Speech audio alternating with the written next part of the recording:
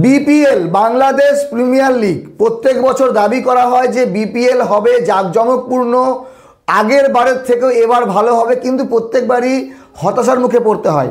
এবার যে বিপিএল নতুন সংস্করণ সেখানে দল কমে হয়ে গেছে। বিপিএল 2026-এ মাত্র 5টি দল অংশগ্রহণ করবে। বিপিএল 2024-25-এ ছিল 60টি দল।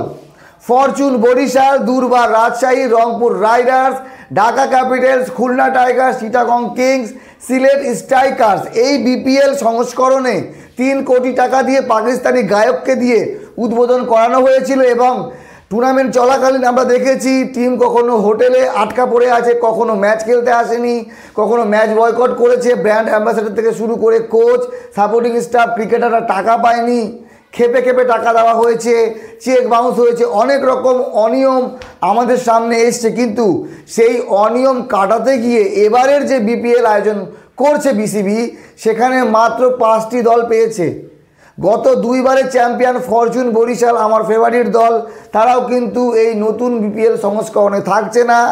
তার আগের চ্যাম্পিয়ন এবং বিপিএলের সবথেকে সফল দল কুমিল্লা ভিক্টোরিয়ান্স বা কুমিল্লার কোনো দল এবারের বিপিএলে থাকছে না। তাহলে কি মাত্র 5টি দল নিয়ে বিপিএল জাঁকজমক হবে? এবারের যে বিপিএল, এই বিপিএল আমার মতে সবথেকে বাজে বিপিএল হতে যাচ্ছে। শুধু খেলার দিক থেকে দেখলে হবে না, দেখতে হবে বাংলাদেশের যে ঘরোয়া ক্রিকেট, সেখানে বিপিএল কত ইম্প্যাক্ট ফেলছে। আজকে যদি 5-এর জায়গায় 8টি দল হতো, তাহলে কমসে কম 10 জন করে 11 জন করে যদি বাংলাদেশি ক্রিকেটার আরও 3টি দলে খেলার সুযোগ পেত, তাহলে 30 জন বাংলাদেশি ক্রিকেটার খেলার সুযোগ পেত।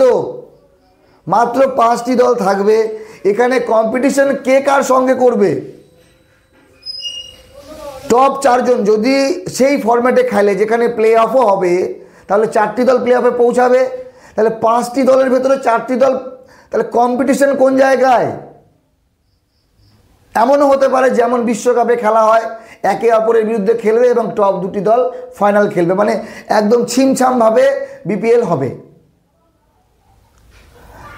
রংপুর, চট্টগ্রাম, ঢাকা, রাজশাহী এবং সিলেট, এই 5টি দল, তাদের নামও এখন নির্ধারণ হয়নি। নাম বলা হচ্ছে বিসিবি, তারা বিপিএল কর্তৃপক্ষ তারা নাম ডিসাইড করে দেবে। 5 বছরের জন্য এই সকল দল মালিক থাকবে এবং 5 বছরে এদের নাম পরিবর্তন হবে না। মধ্যেখানে যদি কোনো অনিয়ম আসে, কোনো ফ্র্যাঞ্চাইজির বিরুদ্ধে অভিযোগ আসে, তাহলে বিপিএল কর্তৃপক্ষ তাদেরকে বের করে দিতে পারবে। মানে তাহলে দল থাকবে কয়টা? তাদেরকে বের করে অন্য কোনো মালিককে দিয়ে আবার দল চালানো হবে। বিসিবি কর্তৃপক্ষ তারা আনন্দের সাথে জানাচ্ছে এবার গতবারের মতো আর্থিক অনটন ঘটবে না, কারণ অলরেডি ফ্র্যাঞ্চাইজি ফির নামে 2 কোটি টাকা করে নেওয়া হয়েছে এবং ব্যাংক গ্যারান্টি 10 কোটি টাকা করে নেওয়া হয়েছে বা হবে আগামী 5-7 দিনের মধ্যে। তাহলে যদি কোনো প্লেয়ার, কোনো সাপোর্টিং স্টাফ, কোচ কেউ যদি টাকা না পায় ফ্র্যাঞ্চাইজি থেকে, তাহলে বিপিএল কর্তৃপক্ষ তারা কিন্তু এখান থেকে ম্যানেজ করবে। দেখেন, বিপিএল আয়োজন করা হচ্ছে, ক্রিকেটাররা টাকা পাবে, ম্যানেজ হবে, সব হবে, কিন্তু 5টি দল নিয়ে বিপিএল সেই রকম জাঁকজমক কী হবে? তার মধ্যে ব্র্যান্ড ভ্যালু, কুমিল্লার অনেক ব্র্যান্ড ভ্যালু ছিল, রংপুর রাইডার্সের আছে এবং ফরচুন বরিশাল 2 বার চ্যাম্পিয়ন হওয়ার পর জনপ্রিয়তা এত পরিমাণে বেড়েছিল। তাহলে এখন চিন্তা করেন, রংপুর রাইডার্স থেকে যাচ্ছে, চট্টগ্রাম কিংসের অবস্থা আমরা জানি, কিংস চট্টগ্রামের অবস্থা, ঢাকা যেমন তেমন, সাকিব খান আছে, রাজশাহী আর এদিকে সিলেট।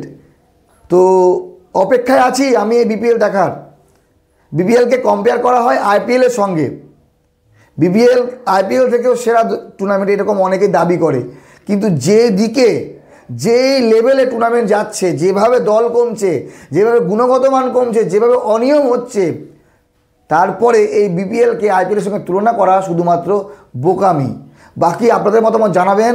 আমি মনে করি কোনো একটি ঘরোয়া টুর্নামেন্ট নির্ধারণ করে সেই দেশের ভবিষ্যতের ক্রিকেট। আজকে যদি বাংলাদেশের লোকাল ক্রিকেটার বেশি পরিমাণে বিপিএল খেলতে পারবে না, তাহলে তারা নিজেদেরকে মেলে ধরবে কিভাবে? তাহলে তারা বাংলাদেশের হয়ে খেলার স্বপ্ন দেখবে কিভাবে? কমেন্ট অবশ্যই করবেন। ভালো থাকবেন সবাই।